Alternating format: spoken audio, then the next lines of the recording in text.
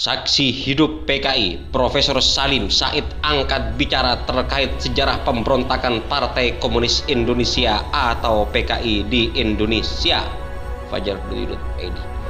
Guru besar ilmu politik Universitas Pertahanan Indonesia itu menceritakan kebangkitan PKI di Indonesia bermula dari gagasan Soekarno untuk mengembangkan ideologi Nasakom, nasionalis Islam dan komunis. Gagasan itu muncul pada tahun 1926 setelah pemberontakan PKI di Jakarta dan Banten ditumpas oleh pemerintah Hindia Belanda. Bung Karno melihat pemberontakan itu gagal karena tidak ada persatuan. Itu komunis saja.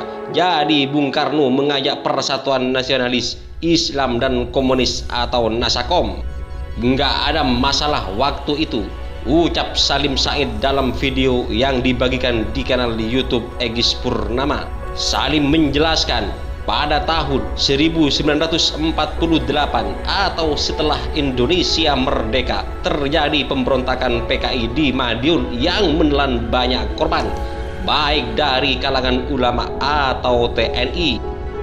Sejak itu, cara orang Indonesia yang bukan komunis melihat Indonesia itu sebagai ancaman, ucapnya. PKI kembali melancarkan upaya kudeta pada tahun 1965 yang dikenal dengan istilah Gestapo atau Gerakan 30 September atau G30 SPKI. Sejumlah jenderal dibunuh oleh PKI. Keadaan itu memperburuk kemungkinan mengembangkan persatuan berdasarkan Nasakom, ucapnya.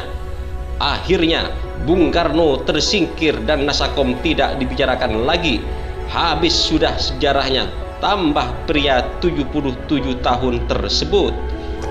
Menurut Salim, peristiwa pemberontakan PKI 1948 dan 1965 terekam dalam ingatan umat Islam dan TNI yang menjadi korban PKI. Makanya kalau ada lihat sekarang penentangan terhadap rencana undang-undang HEP haluan ideologi Pancasila itu adalah orang-orang Islam dan pensiunan tentara, katanya. Salim menegaskan PKI tidak mungkin lagi bangkit seperti dulu. Partai komunis di dunia saat ini juga bukan sosialis lagi, tapi kapitalis. Komunis itu sudah bangkrut, Uni Soviet bubar, Cina jadi kapitalis, Vietnam jadi kapitalis. Ada partai komunis di negeri itu, tapi ideologi komunis tidak lagi mereka jalankan, katanya. Kalau begitu, kenapa Indonesia masih takut dengan PKI? Salim menjelaskan bahwa ketakutan sebagian orang Indonesia itu karena ada pengalaman buruk. Pengalaman menunjukkan pada zaman Nasakom sebelum Gestapo, PKI berlindung di balik Soekarno untuk menindas orang Islam. Jadi, orang ada ketakutan jangan sampai PKI itu menyelusup ke dalam PDIP dan dari dalam menggunakan tangan pemerintah menindas orang Islam, ucapnya.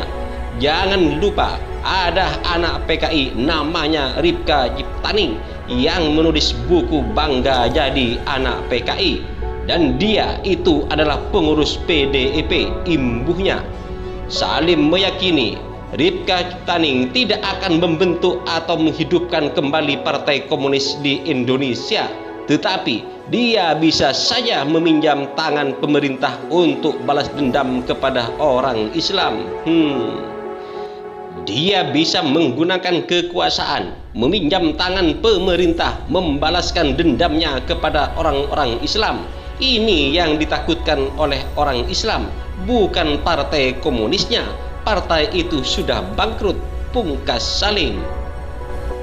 Sekretaris Badan Pekerja Koalisi Aksi Menyelamatkan Indonesia atau KAMI, Syahganda Nainggolan mengatakan ideologi komunis tidak pernah padam di Indonesia. Menurutnya, gerakan-gerakan komunis baru bermetamorfosis dari materialistis dialektika ke gerakan kultural ideologi. Misal di Indonesia, ulama dipersekusi, hafid Al-Quran dihancurkan, Orang pakai celana cingkrang dibilang lain-lain. Ini merupakan kontestasi kultur. Jadi tidak mungkin sebuah ideologi mati. Kalau ada yang percaya itu berarti sekolahnya belum tamat, ujar Syahganda pada acara Indonesia Lawyer Club atau ELC. Syahganda juga menegaskan, Koalisi Aksi Menyelamatkan Indonesia aktif mengingatkan kekejaman PKI bukan karena dendam, namun murni karena keterpanggilan agar Indonesia tidak kembali ke masa lalu yang kelam. Saya tanya, Pak Gatot, mantan Panglima TNI Gatot Nurmantio, dendam enggak dengan PKI? Jawabnya, enggak. Waktu peristiwa itu Pak Gatot berusia 5 tahun. Demikian juga dengan Pak Din Samsudin mengatakan hal yang sama, katanya. Syahganda juga memastikan dirinya 3 kali ditangkap di masa Orde Baru. Demikian juga dengan sejumlah deklarator kami lainnya pernah dipenjara di masa Orde Baru. Hal itu menjadi bukti Koalisi Aksi Menyelamatkan Indonesia tidak mungkin menggaungkan isu soal komunis hanya karena membela Orde Baru. Kalau tidak didialogkan atau soal PKI akan berbahaya. Kami ini mengingatkan anak bangsa jangan kembali ke historis yang kelam. Kami ini bukan sekelompok kaleng-kaleng, banyak pemikir. Jadi tidak ada di sini Koalisi Aksi Menyelamatkan Indonesia orang ecek-ecek, ucapnya.